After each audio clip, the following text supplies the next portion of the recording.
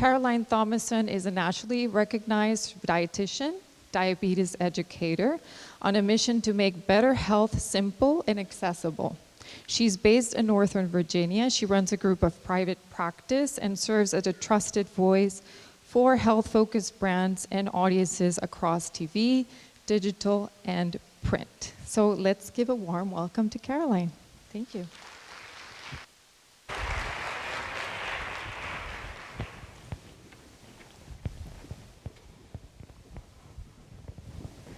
Thank you, Denise and Mary. So I'm excited to talk to you guys and answer this question: can carbohydrates offer nutritional support in GLP-1 journeys? And as I've been talking to many of you today at the booth and yesterday at the booth, something that we don't always think about as dietitians is, can carbohydrates support people on a weight loss journey, on a GLP-1 journey, right? It's not often the first macronutrient that we think of. And as Denise mentioned, when we say GLP-1 journey, that could be a really broad range of people, all the way from people who just have a natural interest in increasing GLP-1 naturally, people who are on pharmaceutical medications that impact GLP-1, and then also people who are getting off of these medications, right? So we know more and more these are becoming more common, that population is growing. And my disclosure is that I'm here on behalf of Beneo. So just quickly, some learning objectives. We will first review the role of GLP-1 in appetite regulation, glucose control, and metabolic health. We'll talk about why that's relevant today as we see so much GLP-1 in the news. We'll explore how specific carbohydrates, like ingredients like chicory root fiber and isomaltulose, stimulate GLP-1 and support weight management. We'll review the clinical evidence. We have some really exciting research to share on these two ingredients and how they impact satiety, energy intake, body composition, metabolic health. And then we will identify some practical ways to incorporate GLP-1 supportive ingredients into nutrition strategies for our clients, for our patients, people with or without GLP-1 medications. And we'll distinguish some evidence-based benefits from marketing claims. There are so many marketing claims out there on GLP-1. So we'll talk a little bit about that at the end. So as we all know, the GLP-1 industry is booming, right? We see these headlines all the time due to GLP-1 agonists that have had a huge surge in the pharmaceutical industry. But there are also other ways that we can boost GLP-1. We can naturally boost it through ingredients, through the foods that we eat. And so that's what we will talk about today. I will just make the distinction that we are, at Beneo and as ingredients that naturally support GLP-1, we're not necessarily comparing them or trying to compete with pharmaceutical drugs. The point is not to be, head-to-head against those, but rather how this can sort of be supportive on that GLP-1 journey that so many of our patients are on. So a few stats. We've all seen these stats, right, about Americans and their overweight and obesity and weight loss goals. So 1 in 2 consumers in America say they are overweight. 1 in 3 in the US say weight management or weight loss is their primary health goal. And 52 of US consumers are eligible for GLP-1s, right? And when we think about eligibility, that typically has to do with pre-existing health conditions and now BMI, now that we have GLP-1 agonists that are approved for weight loss. And these stats on the right, I find really interesting. So of the current 15 million users on GLP-1 agonist medications, 2 in 5 are using them for weight loss. So it's becoming more and more common that people are, using the medications for weight loss versus blood sugar control, diabetes. And 1 in 2 consumers using GLP-1s for weight loss stop taking the medication within a year. And I think this number is going to continue building as more and more people either get off the medications or have potential side effects. All right, so quickly we will review the physiology. Many of us remember from anatomy and physiology class how GLP-1 works. And so when we digest our food, GLP-1 is an appetite hormone, a digestive hormone that gets produced in our small intestine. And it has a lot of side effects, right? Many positive, which reduce the sort of hunger, appetite that we feel after our meals. It helps us feel more full, more satiated.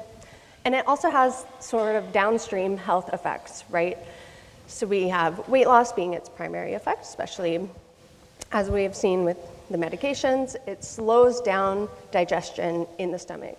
So it slows down stomach emptying, which helps us feel more full and contributes to that weight management side effect.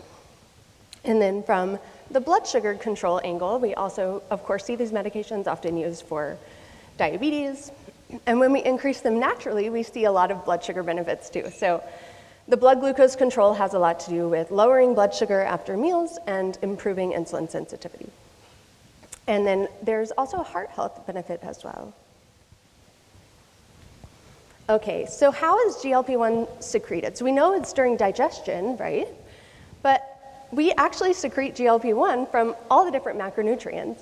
It's really just a dose-dependent appetite hormone. And so it depends on how much food, how much of each nutrient, rather, that we're eating. So the primary stimulants, carbohydrates are actually one of the primary stimulants when glucose is digested and absorbed. So most people, again, don't think of that as something that could potentially be helpful for weight loss. Then we have fat, and then we have short-chain fatty acids, specifically those that are fermented through our microbiome after eating prebiotic fiber like chicory root fiber. And then, to a lesser effect, protein and amino acids also stimulate GLP-1, but to a lesser effect. So what influences GLP-1 secretion regarding the type and the amount of nutrients?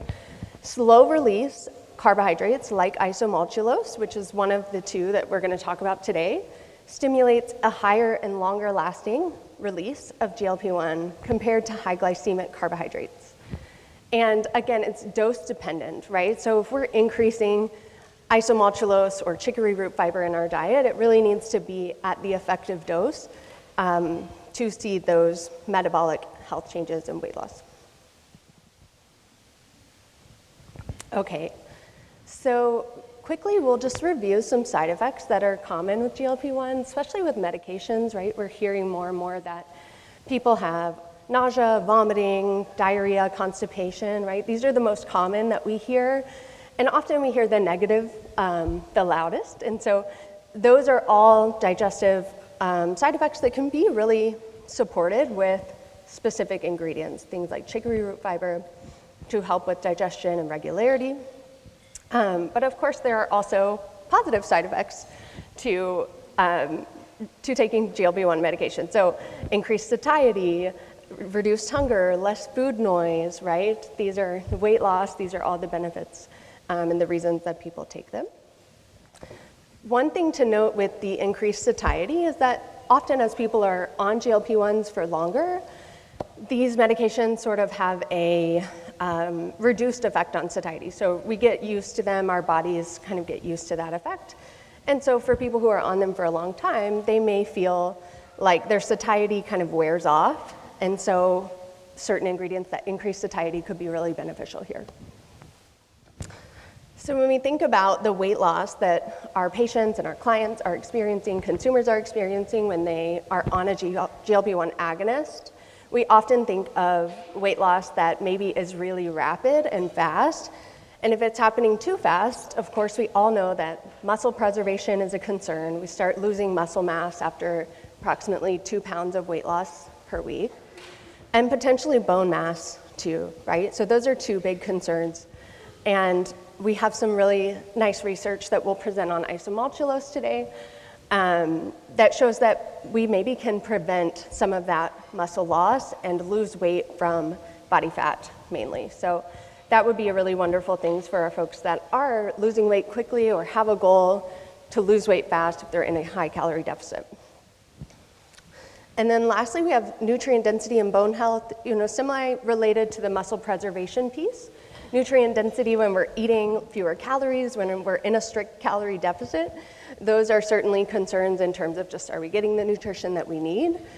And we won't present this research today, but I do find it really fascinating that chicory root fiber can increase nutrient absorption and improve nutrient density in our diet. So there is that fun fact. And then bone health, of course, too. So, if we are improving our nutrient density of calcium and vitamin D, our nutrient absorption of those two, then we are also improving bone health. Okay, so if we zoom out here, we've got America's weight loss goals. We've got the rise of GLP-1 agonists. We've got this nutrition support industry for people on GLP-1 journeys that is booming. And in sort of the crux of all of that are ingredients that can be really supportive and naturally increase GLP-1 and help these folks that are sort of on these GLP-1 journeys. So let's dive in to the two different ingredients we're going to talk about today. So they're both carbohydrates. When we have available and unavailable carbohydrates, we have unavailable carbohydrates, which are fiber. We are going to talk about chicory root fiber today, but inulin or fructooligosaccharides are also other names that the fiber can go by. And then available carbohydrates, we have slow digesting carbohydrates. Isomaltulose is the biggest one we're going to talk about. Okay, so chicory root fiber, I think a lot of us have seen this. I know talking to people at the booth, this is becoming a more common ingredient. We recognize it when we see it on the label. Real quickly, I just wanted to define what chicory root fiber is, because it is a prebiotic fiber, and there is actually a definition for prebiotic fiber.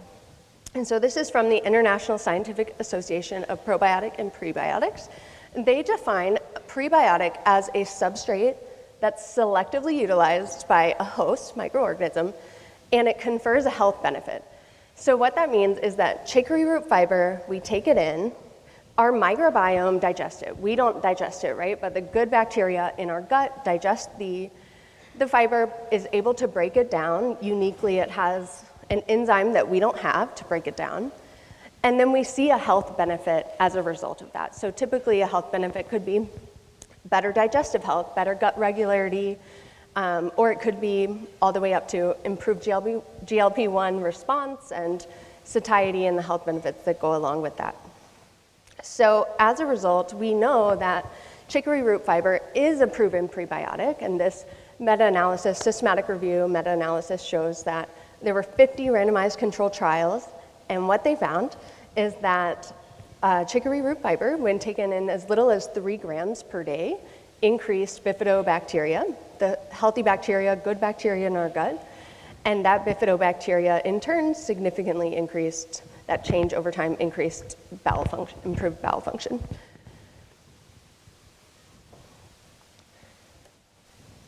So how does this mechanism work? So we have our chicory root fiber that we eat. Again, it's fermented by bifidobacteria, the healthy gut bacteria.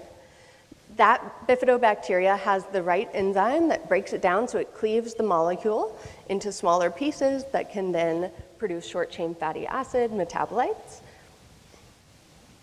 And those short-chain fatty acids, in turn, boost GLP-1 in our body. So that's the mechanism for how you take something like a prebiotic chicory root fiber and how it goes through digestion and turns into being able to be making a claim about stimulating GLP-1.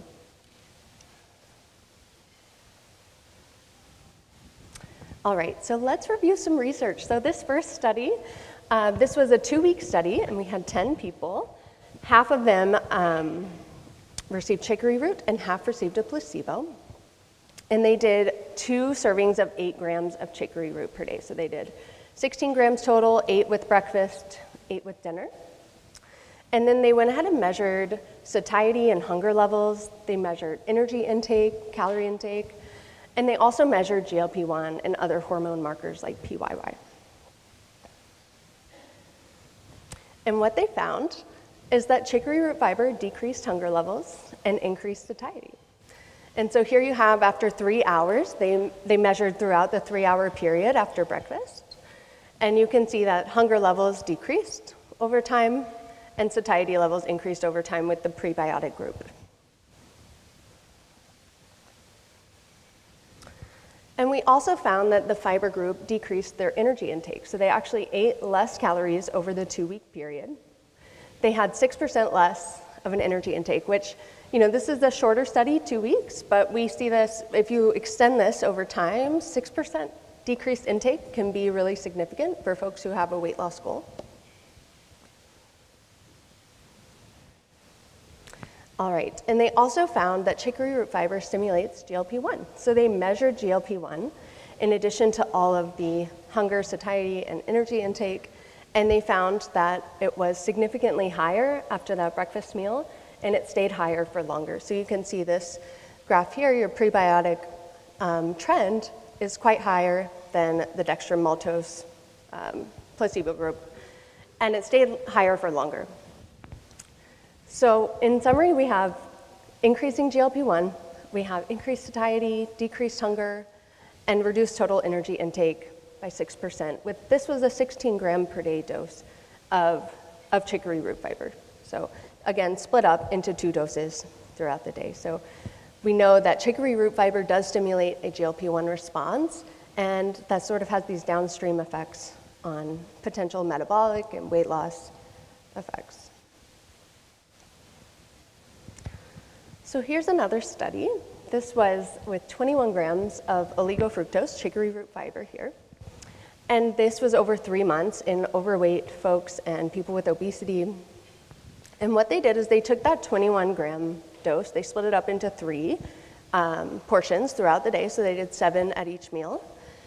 And they compared the placebo, the control group, to the fiber group. And what they found is that the fiber group lost 1.1 kilograms of body weight with chicory root fiber.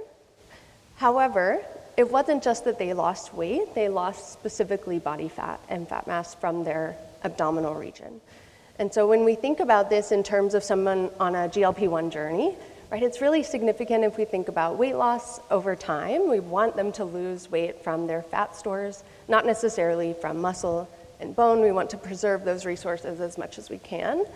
So this study is, at 21 grams a day, certainly a bit of a higher dose, but really significant in terms of being able to lose weight from the places that we want to lose weight from. All right, and this was the Reimer study. So the Reimer study was a systematic review of chicory root fiber. I mentioned that the last study was 21 grams of chicory root fiber a day, right?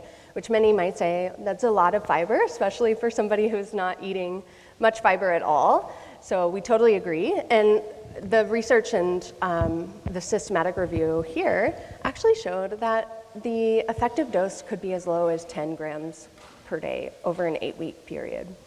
And this was 32 randomized controlled trials, and it had 1,200 participants that they reviewed. And they found that not only the participants lost weight, but they also changed their body composition. They lost fat mass, body fat percentage, they changed their weight circumference, their BMI, all for the better. And again, with an effective dose of 10 grams in this 8-week period.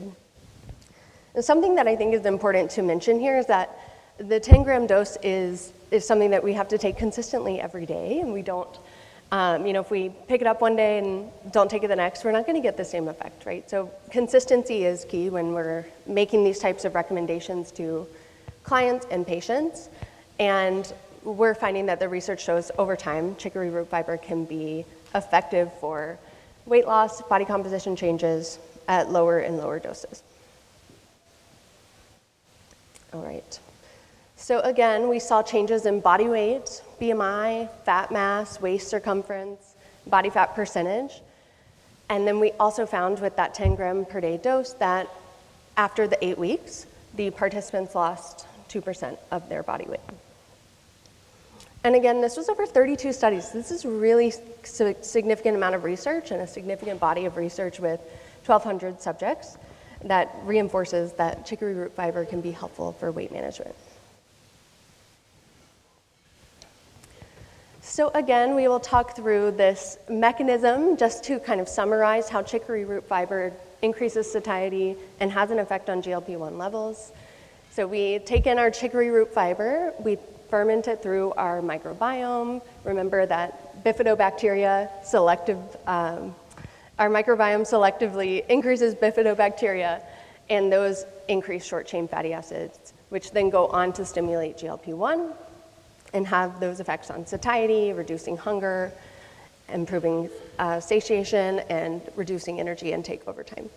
And that, of course, over time can translate to metabolic changes and positive changes in body weight and body composition. All right, and I really like this graph because I think it shows the dose-dependent benefits. Remember that we started talking about the prebiotic effect. For proven prebiotics, we can see a health benefit at just 3 grams per day. So that is the sort of low end of the dose-dependent benefits. And as you increase, there are different health benefits.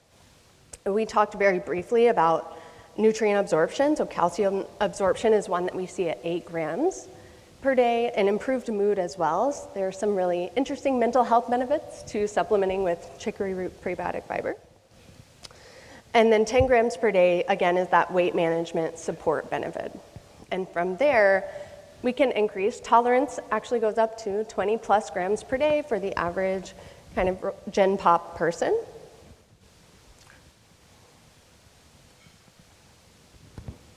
Okay, so transitioning a bit to slow release carbs. So we talked all about chicory root fiber in the first half of this presentation, and we're gonna move into isomaltulose, which is not a fiber, but it's a slow release carbohydrate. And you actually may see it on some ingredient lists. It's becoming more common in the United States, but it's also popular in other countries. Isomaltulose is used often in clinical support products, sports nutrition products, and it can be a slow release carb that helps improve our metabolism. So it's a smarter sugar in the GLP-1 industry. A little more about what isomaltulose is and how it works. It is a sugar, so it's extracted from the sugar beet, but it is different in terms of how we digest it. So it's digested 4 times as slow. It's not digested as quickly as sugar, which means it has a different glycemic effect on our blood sugar. It has a low glycemic index, as you can see here. And it's not a sugar substitute, so it still has 4 calories per gram in terms of its calorie content per gram of carbohydrate. So it's not reducing our total calories or our sugar intake, but in fact, it has health benefits that may be really beneficial. It's well digested. We digest it and absorb it in our small intestine, which is going to be important here in a minute because our small intestine is where we also produce GLP-1, which may give you a hint in terms of how isomaltulose works. And it's mildly sweet. It's actually half as sweet as sugar. So if you stopped by the booth, we had those chocolate-covered almonds, which are really not quite sweet at all. You can taste kind of the dark chocolate notes, and they're sweetened with glutinose. So it's very mild sweetness, but it does have health benefits because of the blood sugar effect, because it's digested really slowly. It has positive blood sugar effects, insulin sensitivity, and a significant GLP-1 response.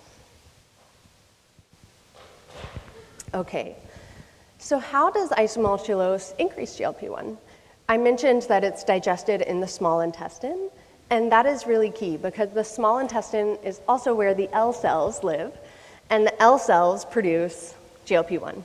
And so through that mechanism of digestion and absorption, it is stimulating a GLP-1 response in our small intestine. Something that I think is really important to note here is that as an ingredient, we don't have a lot of human nutrition data that studies a specific ingredient for something like a GLP-1 response.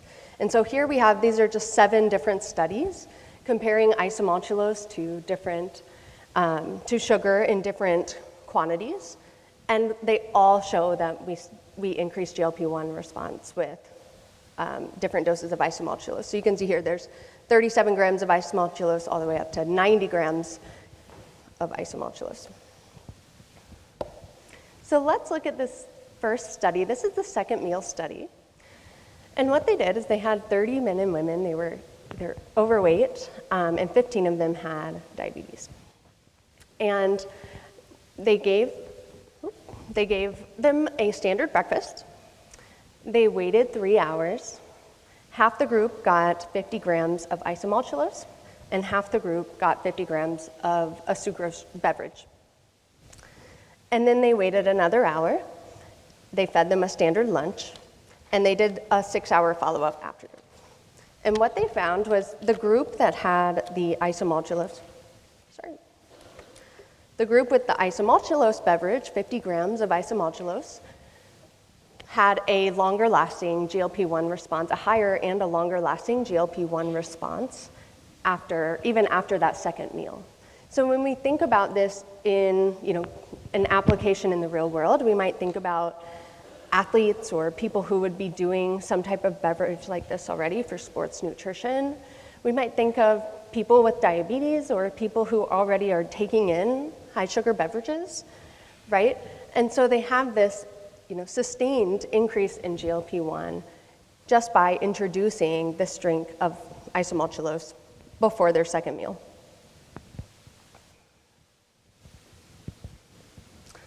So here's another study. And what they did is they had 15 humans, and they were all healthy. They had no history of any health history. And they gave them 50 grams of isomaltulose. They gave the other half 50 grams of sucrose, just like the last study. And they monitored them over 30 hours. And they monitored their GLP-1 response, their blood sugar response, and insulin. And they found that these were all in favor of an improved metabolic profile. So we had a significantly higher GLP-1 release. If you look at the far left, you've got your higher GLP-1 release, and the blue line is our isomaltulose trend. It's significantly higher and also stays higher, right, for this 3-hour period. In the middle, we have our lower blood sugar response. So we've got, when we think about isomaltulose being a slow digesting carbohydrate, that makes sense that it's a lower blood sugar response, especially in comparison to sugar. But what's important is that we don't have that big spike in blood sugar or drop. It's much more even-keeled and steady, that blue line across the graph. And then lastly, we've got our insulin release. Similar to the other two, it mirrors that lower insulin release and over the 3-hour period. So we have an improved metabolic profile from a blood sugar standpoint and from a GLP-1 secretion standpoint here. All right, this is another study. This had 50 different participants. They were overweight folks or they were people with obesity, and half the group took isomaltulose and half the group took sucrose. And they did 40 grams of isomaltulose or sucrose in this group. And they monitored them over 12 weeks. And what they found is that they also were on a calorie-reduced diet, so they were on about 1,700 calories per day, both groups. And then they found that the group that had isomaltulose, 40 grams per day, had a significant change to their energy intake. It increased fat burning, increased body weight loss, and reduced body fat. And when we think about the calorie-controlled nature of this study, it's really fascinating that even in a calorie deficit, both groups were calorie-controlled here, and we still saw a change in those metabolic markers. So we had over here, all the way on the left, you can see the lower energy intake by week 12 in the isomaltulose group. Similarly, you have your increased fat burning after your meals, and you have significantly more weight loss at the end of the 12-week period, with a large amount of that being a reduction in body fat. So again, we're losing weight from the right places here. We're potentially preserving muscle mass in favor of losing body fat. And the weight loss group, I believe at the end of the 12-week study was 3.5% weight loss and 5% body fat loss.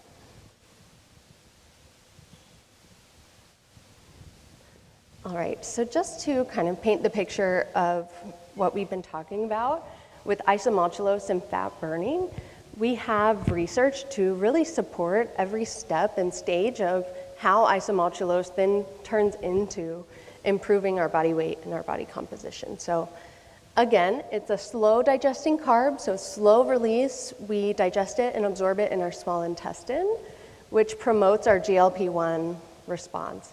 And so we have those 7 studies, those 7 human trials that show and support that it increases the GLP-1 release.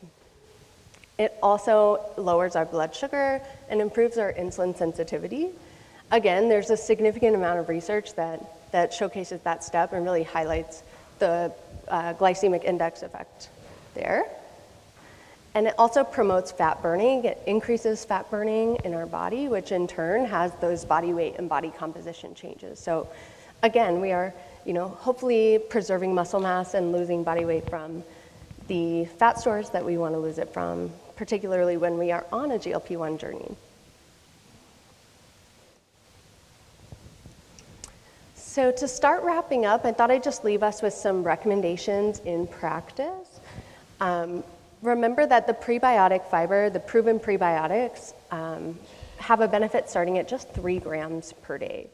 So again, with chicory root fiber, if you're taking 3 grams per day, you're at least going to see those gut health benefits. And if you stop taking a fortified fiber food or beverage, we want to restart slowly, right? So as dietitians, we're always telling people to go slow with fiber. We're not adding a ton of new fiber into our diet in any form really quickly. We want to be kind of slow and steady with that. And so the same is true when we're adding in something like chicory root fiber, especially for our folks who maybe aren't eating a great source of fiber in their diet or eating much fiber at all. A big question I get is about tolerance, and in particular with people who have IBS. So tolerance, again, I think goes back to, number one, what does someone's diet look like going into adding in some type of chicory root fiber or prebiotic fiber into their diet? How much fiber are they currently eating? What does that look like? And we also want to consider how it's spread out throughout the day. Are they adding this in at a meal where it might be easier to digest? Are they drinking maybe a popular prebiotic soda all at once and guzzling that in 10 minutes? They might have a stomach ache if they've never had 9 grams of fiber, in such a short amount of time. So we want to think about that, the solid versus liquid form, how much fiber they're eating before introducing something new.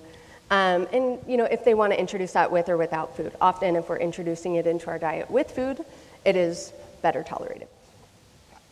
We do have research that shows folks with IBS can tolerate up to 10 grams of chicory root fiber. So we want to, again, titrate slowly. So maybe we will start at that 3 gram per day and incrementally increase them up from there. And then for our general population, everybody else, we have research that supports up to 20 grams per day. All right. And for isomaltulose, I mentioned it's used in sports nutrition products, blood sugar control products, and clinical sport products. Tolerance typically isn't an issue with isomaltulose because it's digested in our small intestine. There's no fermentation that tends to happen in our microbiome. And as we've talked about, it's an ideal carbohydrate for metabolic health. It's an easy replacement for sugar-containing foods or beverages. It's a great replacement for people who are already eating a high sugar diet that maybe would be willing to substitute something in. From the sports nutrition angle for our endurance athletes, right? Because it's a slow releasing carbohydrate, it's more sustained in terms of the energy that it provides. All right, some more final thoughts. GLP-1 support is not just for people on medication, right? We've spent this time talking about natural solutions to increasing GLP-1. Again, this isn't to compete with a pharmaceutical medication, and certainly the increasing GLP-1 is very different on a medication versus doing it naturally. However, there are people that maybe are on these medications and looking to get off of them. Maybe they're on a maintenance dose and it's not quite affecting them the same way. Maybe they've gotten off them completely, or maybe they just have a weight loss goal, right? So we have this large range of what it means to be on a GLP-1 journey nowadays. And functional carbohydrates like prebiotic chicory root fiber and slow carbs, isomaltulose, help bridge that nutrient gap for people on these journeys. So chicory root fiber is our prebiotic fiber. It increases satiety and weight management. particularly when we take it consistently. That 10 grams per day for 8 weeks is what we mean when we say consistently. And isomaltulose is a slow digesting carb that increases GLP-1 and improves our body compositions. We see those metabolic changes and increased fat burning effect with isomaltulose. And my final message here is that we don't want to fall for magic bullet marketing claims. As GLP-1 has gotten so much more popular and it's in the media, we have also seen a lot of nutrition products and supplements that have come out with claims around GLP-1. You know, we often hear boost GLP-1 or results in hours in terms of weight loss or changing our body shape and size. And many times these types of products don't always have research to support them. So we want to make sure that the product has quality human research to make the claim that they are saying they can affect. All right. And with that, I will open us up for questions.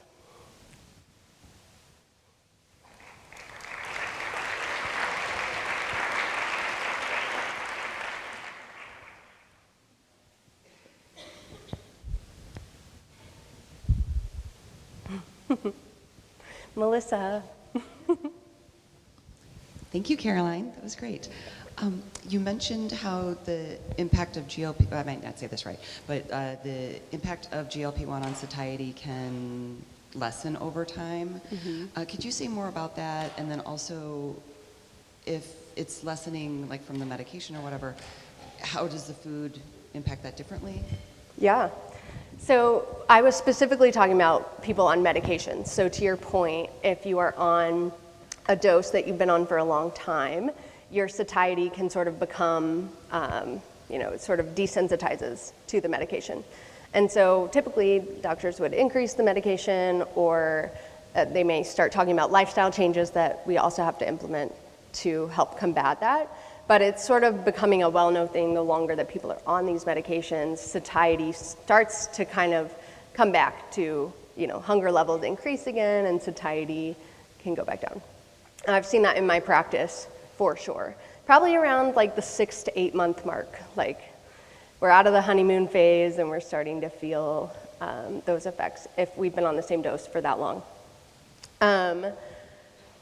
Second part of your question was, what do we do maybe to combat that? And so if we're talking about things that increase satiety, chicory root fiber could be one way of supplementing and bringing that satiety back if we're supplementing with it consistently. Yeah. Hi. Thank you for the presentation. Just wanted to know, what are your thoughts on food prebiotic fibers? Like that comes from oats and banana, apples. Yep. Why do we need to bring satiety with the chicory root fiber when we can encourage them to eat natural prebiotic foods? Sure. I don't think anyone's arguing that natural prebiotic foods are not a good thing. I think we should all encourage our patients to include higher fiber foods in their diet. We know that most Americans are deficient in fiber, don't get enough consistently. When we think about the dosage, for example, like bananas or some of the other ones you mentioned, they don't always have the effective dose in a serving, or we would have to eat a lot of that to get the same effect that we've talked about today with chicory root fiber. So I would say that it's sort of a both and situation there. We can eat more fiber in our diet and have a fiber-rich diet, and maybe we have a specific health goal that chicory root fiber could be helpful for too. What are your recommendations for chicory root? 10 to 12 grams per day? Is that what you're suggesting? I'm sorry, I can't hear you very well. What are your recommendations for chicory root fiber? Was it 10 to 12 grams per day? Is that what you're recommending? It depends on the health benefit. So for the weight management benefit, we talked about the 10 grams per day consistently over 8 weeks would be the recommendation. So my thought was like if they're on GLP-1, they already has that early satiety. They can't eat very much.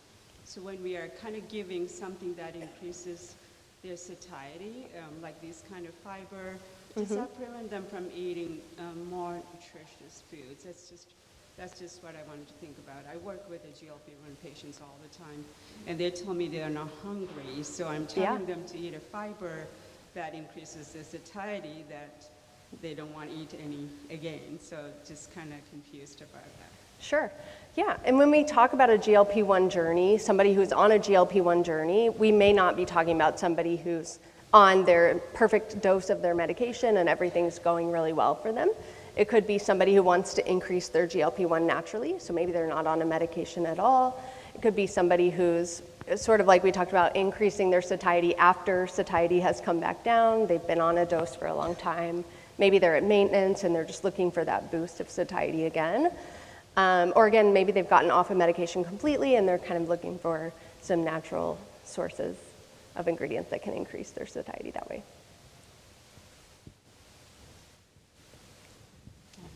Hi, Caroline. Great job. Hello, right here. Hello, my friend. Hi. Hi. Pardon me if you already had said this, but where does one find chicory root in foods? Because I feel like I only ever really see it in beverages. I've seen it in a lot of prebiotic sodas. My favorite coffee shop does New Orleans-style cold brew, which has chicory root in it. Yep. One, is that an adequate amount of chicory root? But what are some other food sources where people would find it? Yes, great question. And Denise has a handout if you want to see a full list of chicory root fiber sources in food. So you'll see it, most commonly we have prebiotic sodas, like you mentioned. A lot of beverages have chicory root fiber. Kind bars have chicory root fiber.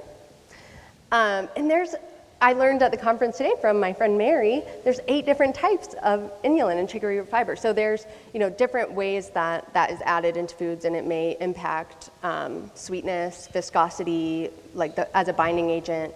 So there's different functional uses as they're using it in the food too. So come get you a handout afterwards. Hi there. So as we know, GLP-1s are kind of touted as a long-term drug.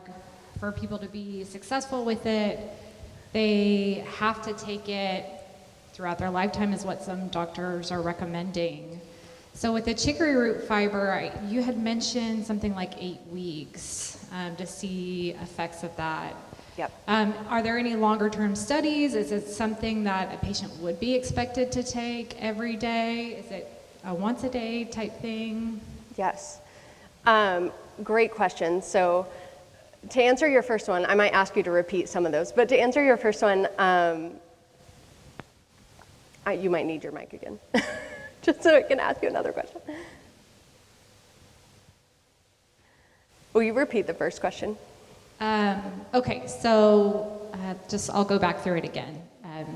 With the GLP-1s, we know that it's a long-term thing, right? Doctors are recommending to even take it for a lifetime. And I heard you mention a bit about taking chicory root fiber for about 8 weeks to see results or benefits from the supplement itself. Yes. Are there long-term studies on the chicory root fiber, and are they expected to take it every day for a lifetime to see effects? Yes. Does it come back after they stop? That Got kind it. of thing. Yeah. So, anytime we're taking something that changes our microbiome, we do want to take that consistently. And if we stop, our microbiome may shift back to the maybe less healthy bacteria that were there. So it is important to take it really consistently. And with any source of fiber, we do want to have a consistent intake over time. The research that we presented on the Reimer study is 8 weeks. Certainly more time would give us better data in terms of the long-term effects on weight loss. We saw 2% weight loss in the 8-week period. So a longer study certainly would give us that extra data. I can add a little bit to that. Yeah, we have longer-term studies, so we have upwards of 12 weeks because we're looking into weight management outcomes. So we need to give people time to react to those. But we have studies going up of 12 weeks. The meta-analysis, just because it's a summary of the 32 studies, show that at 8 weeks you can start to measure all these 5 benefits that Caroline went through.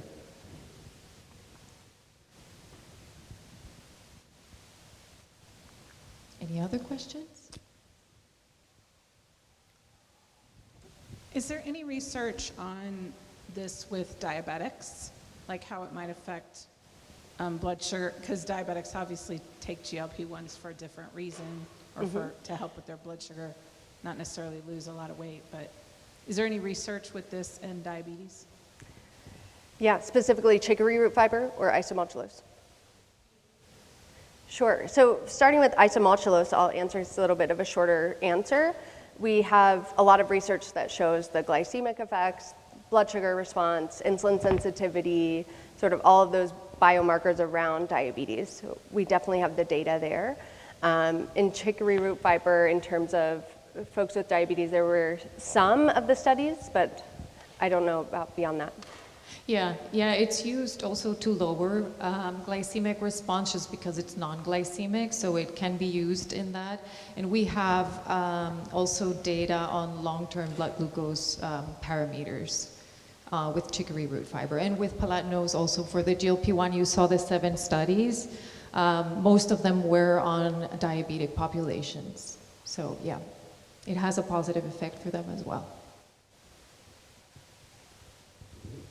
Thanks for the presentation. I know you maybe answered this a second ago because you said maybe 12 weeks is the longest study, but I was just curious about like long-term compliance because I know inulin makes people gassy, for lack of a better word, like, and that's pretty common. There's obviously people who need like low FODMAP that don't tolerate it at all, but even people with healthy, robust GI systems, I find it can make you gassy. So, and at 10-gram dose, I think is where you really start to see some of those more powerful GI side effects.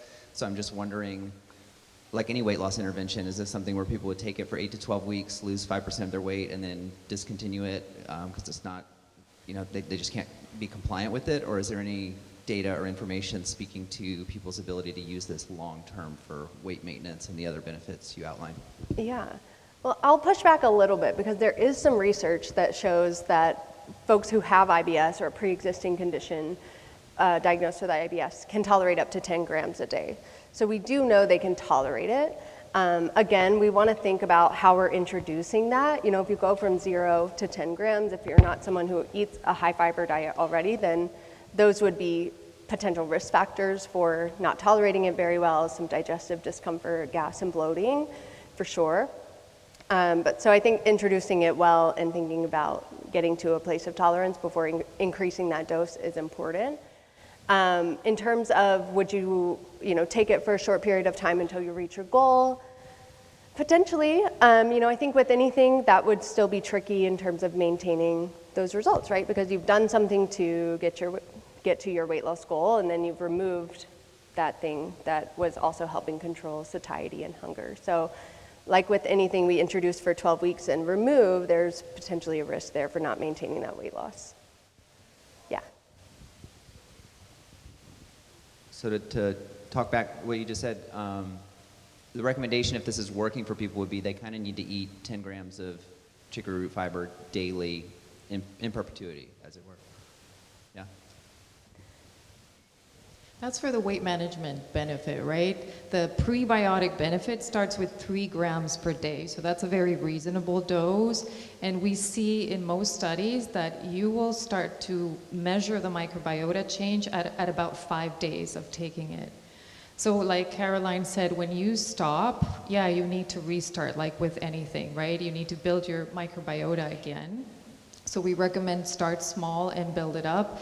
And remember, it's a natural fiber, right? And we all need fiber in our diets. It's a nutrient of concern. Also, people on GLP-1s are really needing all these nutrients. So yeah, it's something that is safe to take for a long time. And you can go up to, 12, 15 grams to get better metabolic benefits, but you can start at 3.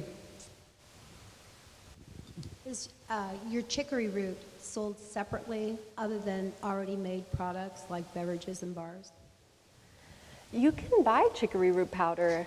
I think you would just want to confirm the source. Yeah, we have the list of products that you can find. Yeah. But in terms of an isolated chicory root powder, you can find that.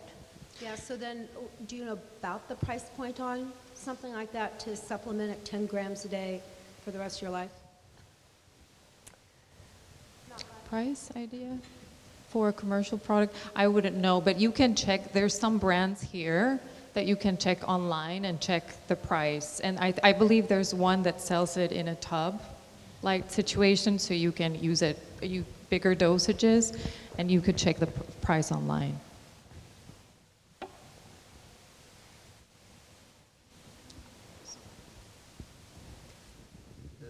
The palatinose, forgive me if I said it wrong, can you buy that just like as a powdered sweetener? Not in I the haven't heard of it, US, that's why. but yes, in other countries. So, for example, in Brazil, you can actually go into a GNC and they have powdered palatinose, and the brand name, they will recognize it. From everything that I've learned, in terms of the US, it's not sold here. There might be. What I have been recommending people is if you go to Amazon and just Google isomaltulose or do a search for it, you might find a brand that sells it in bulk or in a big tub. And I also have a list for other products with isomaltulose here if you want to pick that up.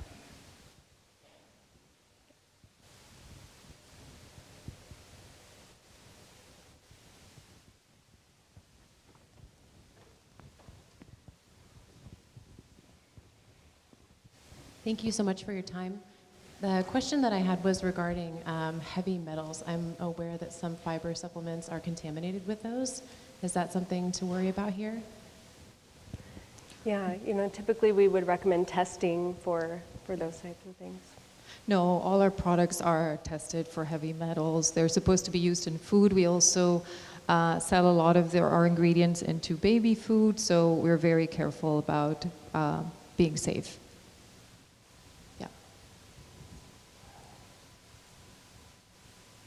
Any other questions?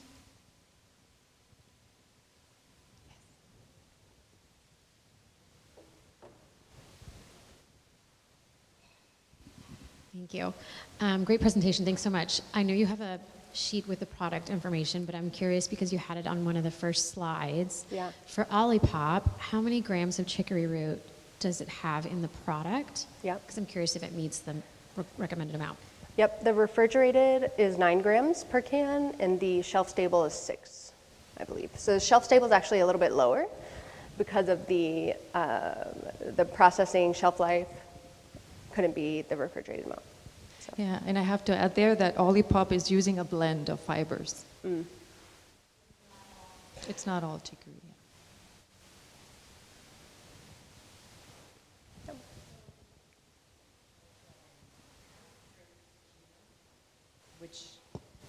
I drink Ticino like a couple of times a day because I'm kind of addicted to it. And it is made out of the chicory root, but you're infusing it. So I put hot water in my cup, the chicory root, Ticino, whatever stuff. Am I getting the benefit by infusion, or do you have to eat it? I'm not familiar with Ticino. Oh, I would have you to. ought to. It is amazing. Okay. It's amazing. I'm addicted. Oh, so it's a I can't tea. do caffeine after Okay. like 8:30 in Yeah. the morning. So I went to a Okay. coffee shop one time and they made me a cappuccino with that. And I was Right, like, yeah. where have you been my whole life? It's But a I don't know. soluble Is there any fiber, so it will solubilize. That's why it can be used in drinks, or it So can be I'm used. getting my benefit. Yes, yeah, it's soluble. Yeah, that's interesting. Thanks for sharing that. How much fiber does it have?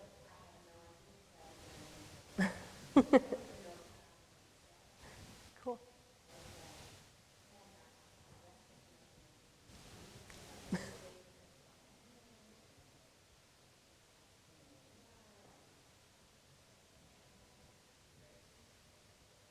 Thank you. Any other questions? Good, I think we're good. Well, thank you so much for Thank you. attending. Thank you, Caroline. Thank That was you all. fantastic, very informative.